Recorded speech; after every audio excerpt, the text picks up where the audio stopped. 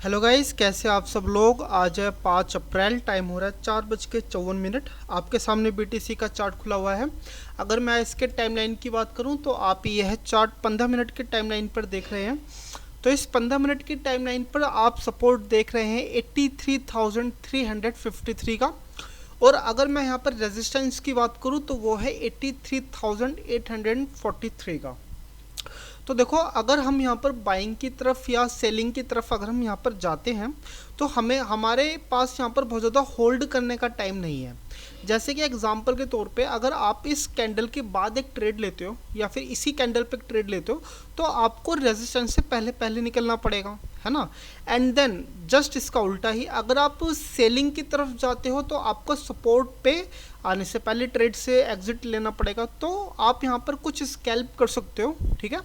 And then ऐसा नहीं है कि आप आधा घंटा या 1 घंटे तक इस ट्रेड को होल्ड कर लो, ठीक है। तो फिर चलिए आइए चलते हैं 5 मिनट के टाइम फ्रेम पर, क्योंकि ट्रेड तो हमें 5 मिनट के टाइम फ्रेम पर ही लेना होता है ना। तो ठीक है, ओके। तो यहाँ पर देखिए 5 मिनट के टाइम फ्रेम पर कहानी चल क्या रही है कि यहाँ पर आपको रिजेक्शन देखने को मिला, है ना। एंड देन ये जो आप चीज़ देख रहे हो, 1 मिनट, 83,550 का जो आप ये रेंज देख रहे हो, ये एक तरह का छोटा सा एक माइनर सपोर्ट का काम कर रहा है, ठीक है। एंड देन जो इसकी जो दूसरी जो कैंडल बनी वो ठीक है, ऊपर की तरफ एक बाइंग कैंडल बनी है, ठीक है।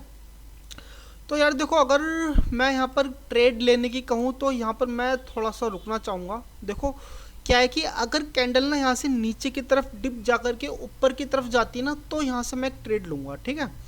एंड देन और यहाँ पर देखो ट्रेड लेने का दूसरा कारण क्या है। दूसरा कारण ये है कि यहाँ पर ये जो आप 83,550 का ये जो आप रेंज देख रहे हैं, ये इसके लिए एक छोटा सा एक माइनर सपोर्ट का काम करेगा।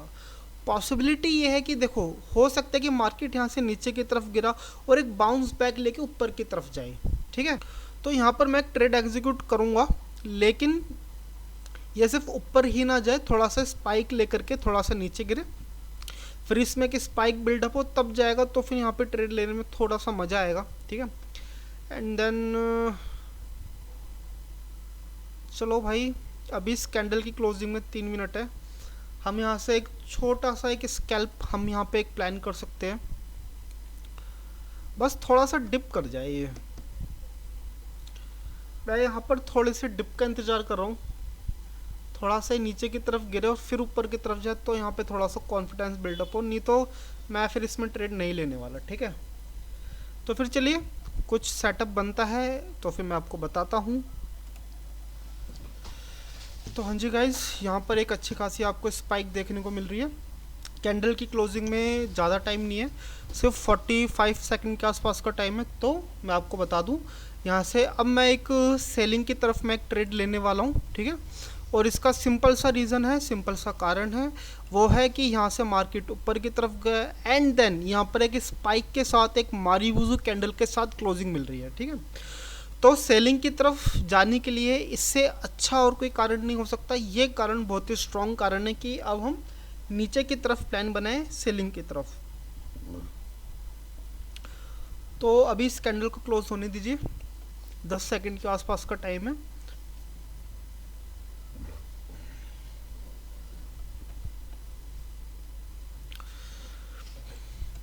अगर मैं यहाँ पर इसके एसएल की बात करूँ तो एसएल थोड़ा सा लंबा लगाना पड़ेगा।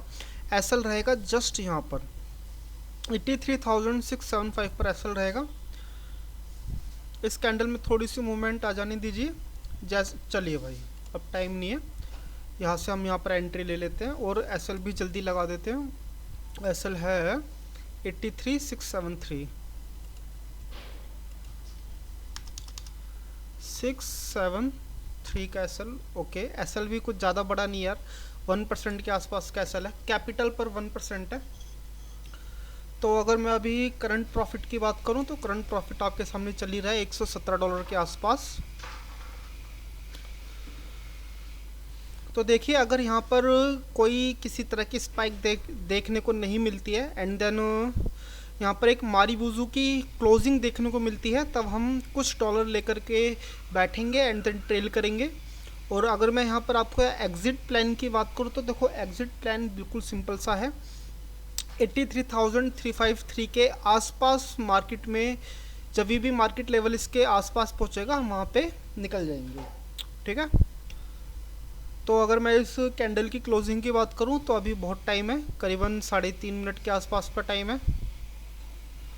तो फिर चलिए आप इस कैंडल को एंजॉय कीजिए एंड देन मिलते हैं 3.5 मिनट बाद।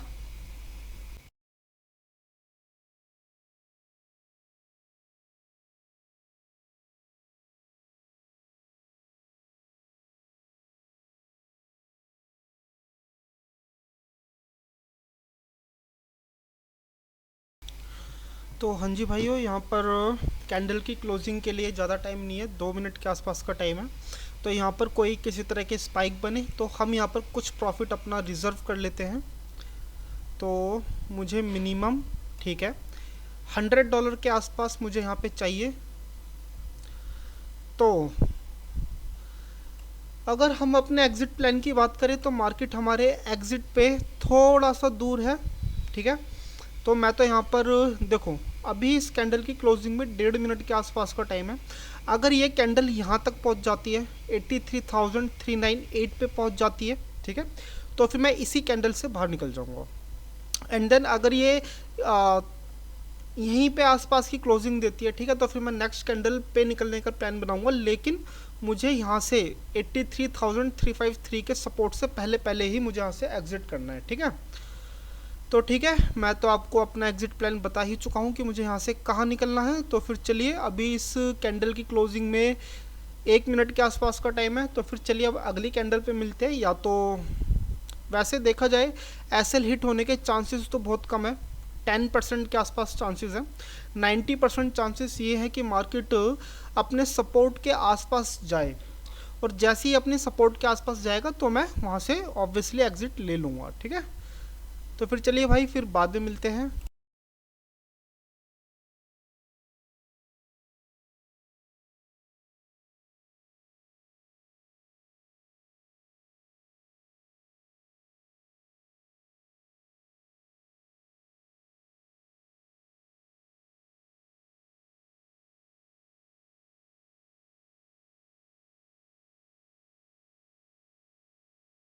तो जी गाइस, इस कैंडल की क्लोजिंग में जस्ट 2 मिनट के आसपास का टाइम है।